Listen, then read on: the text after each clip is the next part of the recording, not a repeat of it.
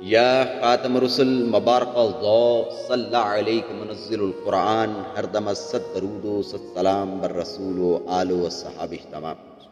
سبھی حضرات مل کر بارگاہ رسالت مآب ہادی کونین مالک کونین سید المرسلین خاتم النبیین مولا کل ختم رسل غم گسارے جہاں حامی بے کساں مولا کل ختم رسل ہادی برحق محبوب قادر مطلق احمد مجتبی جناب سید محمد مصطفیٰ صلی اللہ علیہ وسلم کی بارگاہ ناز میں ہدیہ درود پیش کریں کہ آپ صلی اللہ تعالی علیہ وسلم کا فرمان ہے، جب کوئی بندہ محبت کے ساتھ مجھ پر درود پڑھتا ہے تو نہ صرف میں اس کا درود سنتا ہوں بلکہ اس کا سلام کا جواب بھی دیتا ہوں. سبحان اللہ. بلند آواز سے پڑھیے السلام علیکم یا سیدی یا رسول اللہ، الصلاۃ والسلام علیک یا سیدی یا حبیب اللہ. بلند آواز سے پڑھیے الصلاۃ والسلام علیک یا سیدی یا رسول اللہ وعلی آلک وصحابک یا سیدی یا حبیب اللہ. اڑتے پرندے صبح صبح، اڑتے پرندے صبح صبح لے کے ہر ایک گل کی بو، کر رہے تھے یوں گفتگو بلغ اللولا بے کمال ہی. جہاں تک اٹھتی تھی نگاہ روشنی سے تھی بھری فضا، ہر سو آتی تھی یہ صدا کشفت دجا بے جمال ہی.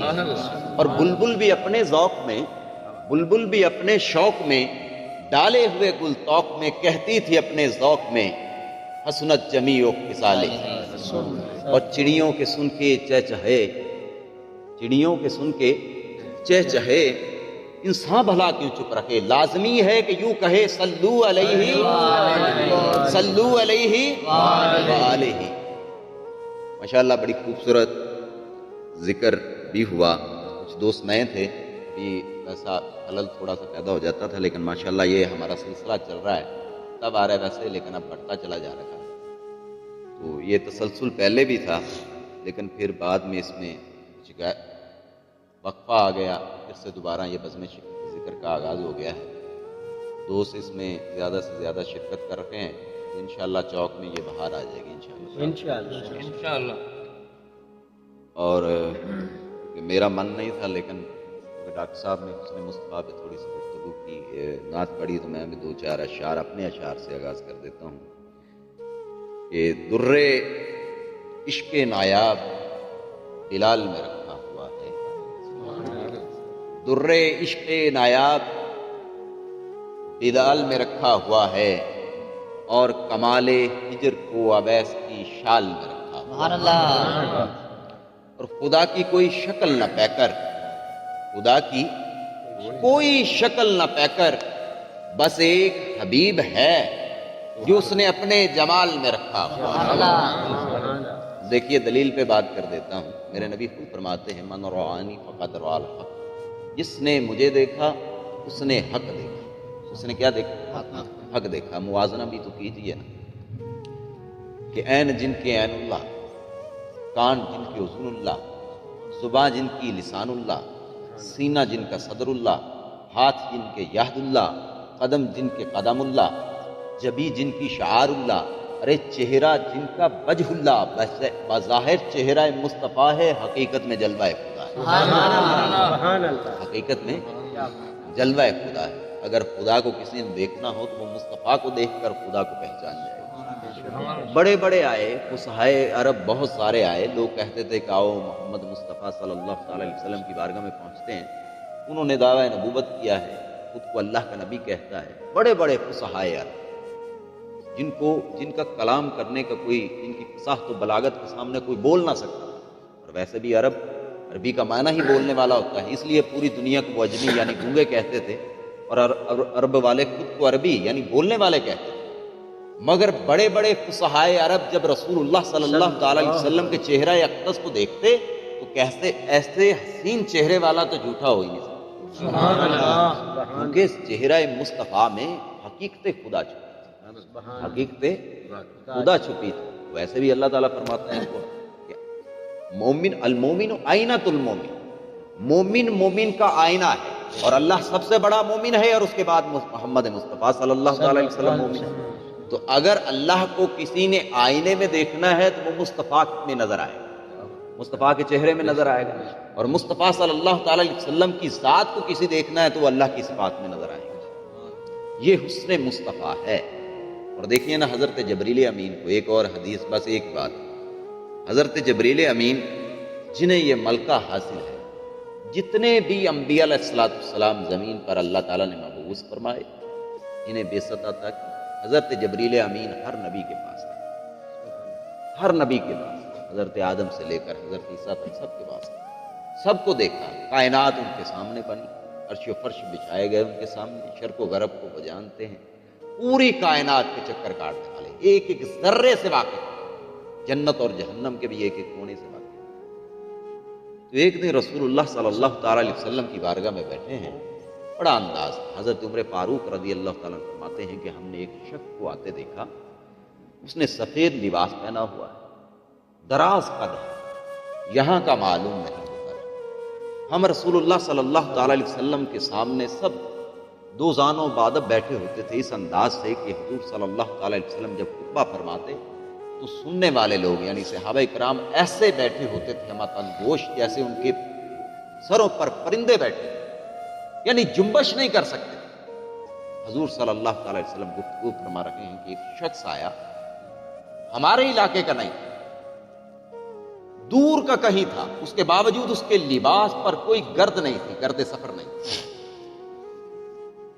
اور اس کی وجاہت اور چہرے سے سفر کی تکان بھی محسوس نہیں ہوتی۔ وہ ہمیں کراس کرتے ہوئے، ہم سے گزرتے ہوئے راہ بنتا گیا، وہ رسول اللہ صلی اللہ تعالی علیہ وسلم کے سامنے دو زانوں گھٹنے سے گھٹنا ملا کر بیٹھتے اور ایسے گفتگو کرنے لگتا کہ جیسے وہ تو پرانا دوست ہو حضور صلی اللہ تعالی علیہ وسلم کا۔ ہمیں اس پہ رشک بھی ہوتا اور ہمیں رنج بھی ہوتا، کیسا بے تکلف آ کے حضور کی بارگاہ میں بیٹھ جاتا ہے اور دوستانہ باتیں کرنے لگتا ہے۔ رشک اس لیے ہوتا کہ ایسا یارانہ تو حضور صلی اللہ تعالی علیہ وسلم کا بہت کم لوگوں سے ہی ہوتا ہے جو اتنے بے تکلفی کے ساتھ حضور کے سامنے بیٹھ جائیں۔ تو یہ حضرت جبریل امین ہو، کہتے جب وہ گفتگو کر کے اٹھتے تو یوں چلتے چلتے فضا کے اندر غائب ہو جاتے۔ تو جبریل امین تو سب کو جانتے۔ تو ایک دفعہ حضور صلی اللہ تعالی علیہ وسلم کی بارگاہ میں بیٹھے ہوئے تھے، حضور صلی اللہ تعالی علیہ وسلم نے پوچھ لیا کہ جبریل امین تو نے تو سارے انبیاء کو دیکھا، حضور ہاں دیکھا، تو نے شرق و غرب دیکھے، حضور دیکھے، تو نے عرش و فرش دیکھے، حضور دیکھے، تو نے سدرۃ المنتہا کا مقامی ہے اور تحت الثری چوپال تک جا سکتا ہے، حضور ہاں جا سکتا ہوں، جنت بھی دیکھی ہے، حضور ہاں دیکھی ہے۔ تو رسول اللہ صلی اللہ تعالی علیہ وسلم نے فرمایا کہ جبریل امین ہم سا بھی کوئی دیکھا ہے؟ بات سمجھ میں آ رہی ہے آپ؟ تمام شہر میں کوئی نہیں ہے اس جیسا، تمام شہر میں کوئی نہیں ہے اس جیسا، کیونکہ حضور جانتے ہیں کہ حضور کیا ہے۔ کسی نے پوچھا کہ حضور صلی اللہ تعالی علیہ وسلم سے پوچھ لیا، یا رسول اللہ صلی اللہ تعالی علیہ وسلم آپ زیادہ حسین ہیں یا حضرت سیدنا یوسف علیہ نبی علیہ السلام زیادہ حسین تھے؟ تو آپ نے فرمایا تھا انا ملیح ہوں، میں نمکین حسن کا مالک ہوں۔ میں کیا ہوں؟ نمکین حسن کا مالک ہوں، جبکہ حضرت یوسف کا حسن شیریں تھا، میٹھا تھا۔ اور میٹھے اور نمکین میں فرق یہ ہے کہ میٹھا کھانے والا سیر ہو جاتا ہے اور اکتاہٹ محسوس کرتا ہے، جبکہ نمکین ہونے والا سیر ہونے کے باوجود اس کی چاہ ختم نہیں ہوتی، وہ چاہتا ہے کہ اور کھائے جائے اور کھائے جائے۔ تو حضور کے حسن کی خاصیت یہ تھی کہ جو دیکھتا تھا دیکھتا چلا جاتا، دیکھتے چلا جاتا، دیکھتے چلا جاتا۔ تو حضور صلی اللہ تعالی علیہ وسلم تو جانتے تھے کہ وہ حسین ہے۔ تو اسی لیے کہہ رہا ہوں کہ تمام شہر میں کوئی نہیں ہے اس جیسا، یہ بات اس کو پتا ہے، یہی تو مشکل ہے۔ حضور صلی اللہ تعالی علیہ وسلم جبریل سے مخاطب ہوئے اور شاعر نے نقشہ کھینچا کہ ایک روز جبریل سے یوں کہنے لگے، شاہ ماں تم نے دیکھا ہے جہاں، بتلاؤ تو کیسے ہیں ہم۔ یہ عرض یہ جبریل نے، اے ماہ جبی تیری قسم، افاق تھا گردیدہ یم، ماہر بتاں برزیدہ یم، بسیار خوباں دیدہ یم، لیکن تو چیزیں دیگری۔ حضور ہاں میں نے ساری کائنات کو دیکھا ہے، میں نے حضرت آدم کا چوڑا سپاٹ سینہ دیکھا ہے، میں نے نوح نجی کو جہاز تیار کرتے دیکھا ہے، میں نے ادریس کو دیکھا ہے، لوط علیہ السلام کو دیکھا ہے، میں نے حضرت ابراہیم کو آگ میں جاتے ہوئے اور آگ کو ان کے لیے گلزار بنتے دیکھا ہے، میں نے اسماعیل علیہ السلام کو چھری کے نیچے سے زندہ نکلتے ہوئے دیکھا ہے، میں نے گریہ یعقوب کو دیکھا ہے، میں نے حسن یوسف بھی دیکھا، صبر ایوب بھی دیکھا ہے، میں نے حضرت کلیم کو رب سے بات کرتے ہوئے دیکھا ہے، اور حضرت عیسیٰ کو مردوں کو جلاتے ہوئے بھی دیکھا ہے۔ ہاں حضور، میں نے شرق بھی دیکھے ہیں، غرب بھی دیکھے ہیں، عرش بھی دیکھے ہیں، فرش بھی دیکھے ہیں، جنت بھی دیکھی ہے، جنت کے نظارے بھی دیکھے ہیں حضور۔ ہاں میں نے حسینوں کے حسنے دیکھے ہیں، غزالوں کے غمزے دیکھے ہیں، مگر حضور ہاں ساری کائنات کو دیکھا ہے، مگر آپ کے چہرہ نور فضا کی قسم آپ جیسا کوئی حسین دیکھا ہی نہیں۔ سبحان اللہ۔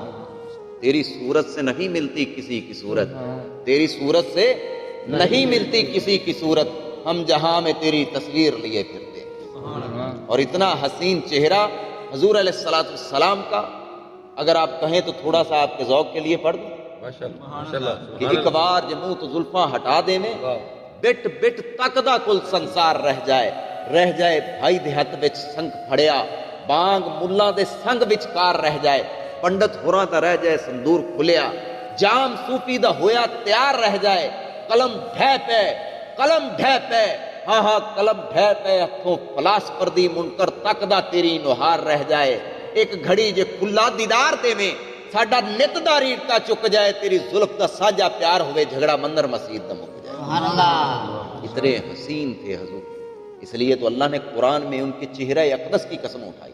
ویسے تو آپ صلی اللہ تعالی علیہ وسلم کے پورے جسد انور کی قسم اٹھائی ہے، نور مجسم تھے آپ، اس لحاظ سے تو قسمیں اٹھائی ہیں، آپ کے الفاظ کی، آپ کے کلام کی، آپ کی اداؤں کی، آپ کے چلنے کی، آپ کے پھرنے کی، آپ کی آل کی، آپ کی اولاد کی، آپ کے والدین کی، آپ کے اہل بیت کی، آپ کے اصحاب کی، آپ کے شہر کی، جہاں جہاں حضور کی نسبت مل رہی ہے اللہ نے وہاں وہاں کی قسم اٹھا لی ہے، بلکہ آپ کی نسبت سے اللہ تعالیٰ نے کائنات کی بھی قسم اٹھا لی، یہ حضور کی نسبت کی وجہ سے۔ ضرب دوں خود کو تجھ سے تو لا تعداد ہوں میں، ضرب دوں خود کو یا رسول اللہ صلی اللہ تعالی علیہ وسلم، فدا کا بھی و امی، ضرب دوں خود کو تجھ سے تو لا تعداد ہوں میں، تو نکل جائے مجھ سے تو صفر رہ جاتا، پورے قد سے جو کھڑا ہوں تو یہ تیرا ہے کرم، مجھ کو جھکنے نہیں دیتا ہے سہارا تیرا۔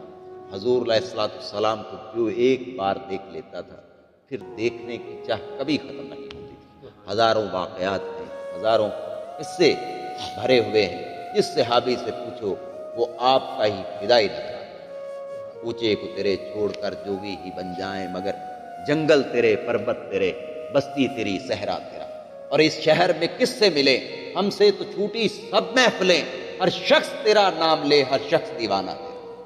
حضور کو سب چاہنے والے ہیں، جہاں بھی دیکھوں گے حضور کے ماننے والے فدا ہونے کے لیے تیار ہیں۔ اس لیے اللہ نے اپنے محبوب کو اپنی صورت پر بنایا، اور پھر انسان کو حضور کی صورت پر بنایا۔ یہ انسان کی معراج ہے۔ حضور صلی اللہ تعالی علیہ وسلم پوری کائنات کے مرکز و محور ہیں، اس لیے ان سے نسبت مل گئی، خدا بھی راضی، ہم بھی راضی، رسول بھی راضی، دنیا بھی بہتر، آخرت بھی۔ تو اقبال کے ان الفاظ کے ساتھ اجازت چاہتا ہوں، قوت عشق سے ہر پست کو بالا کر دے، دہر میں اس میں محمد سے اجالا کر دے، کیونکہ یہ نہ ہو پھول تو پھر بلبل کا ترنم بھی نہ ہو، چمنے دہر میں کلیوں کا تبسم بھی نہ ہو، کرنا یہ ساقی ہو پھر میں بھی نہ ہو، تم بھی نہ ہو، بزم توحید بھی، ہاں بزم توحید بھی دنیا میں نہ ہو، تم بھی نہ ہو، خیمہ افلاک کا استادہ اسی نام سے ہے، نبض ہستی تبش آمادہ اسی نام سے ہے، کہ محمد سے وفا تو نے تو ہم تیرے ہیں، یہ جہاں چیز ہے کیا لوح و قلم